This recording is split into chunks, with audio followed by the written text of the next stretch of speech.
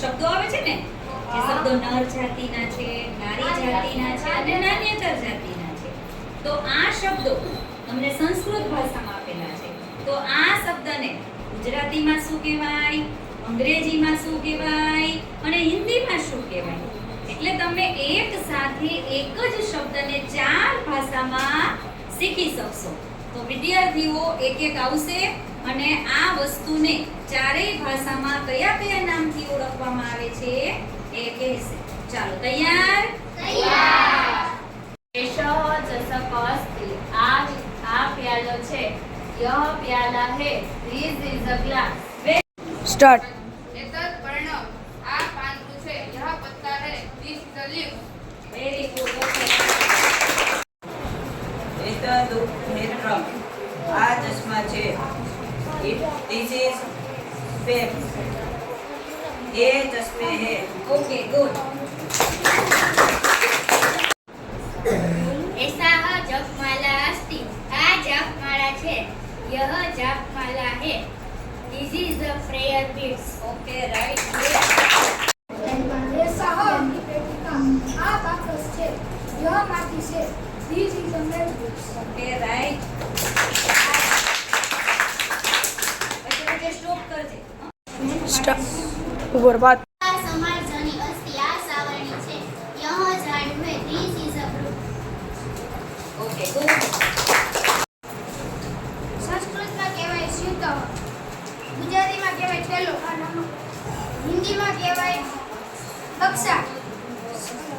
ઇંગ્લિશમાં કહેવાય bag. Okay, good. ઉદાહરણ ને. ચાલો, અને સંસ્કૃતમાં શું કહેવાશે? ઓકે, ગુજરાતીમાં હિન્દીમાં અને ઇંગ્લિશમાં ઓકે, રાઈટ, ગુડ. શું કહેવાશે સંસ્કૃતમાં? ગુજરાતી આ મયુરઃ અસ્તિ. આ મોર છે. યહ મોર હે. This is a peacock. ગાય. ગાવ. સંસ્કૃતમાં બાલિકા, ગુજરાતીમાં છોકરી, ઇંગ્લિશમાં ગર્લ અને હિન્દીમાં લડકી. એષઃ ઘડી. આ ઘડિયાળ છે. યહ ઘડી હે. This is a watch. સંસ્કૃતમાં અંકની, ગુજરાતીમાં પેન, હિન્દીમાં પેન ને ઇંગ્લિશમાં પેન. એષઃ મયુરઃ અસ્તિ. આ મોર છે. યહ મોર છે. This is peacock. સંસ્કૃતમાં ફેનકા, હિન્દીમાં સાબુન ને અંગ્રેજીમાં સોપ. ગુડ.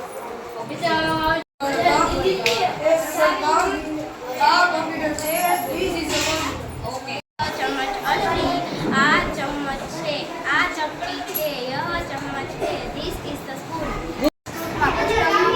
હિન્દીમાં કિતાબ, ગુજરાતીમાં ચોકી, ઇંગ્લિશમાં બુક. દાળો, દાલા અને લો. નમ રૂપિયા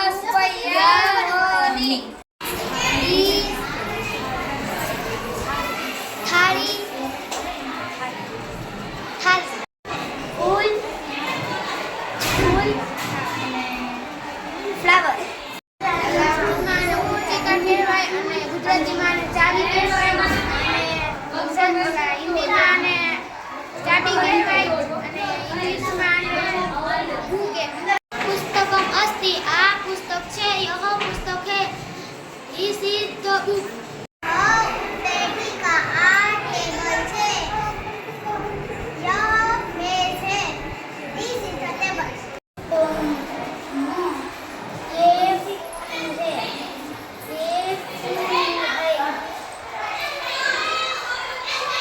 This is a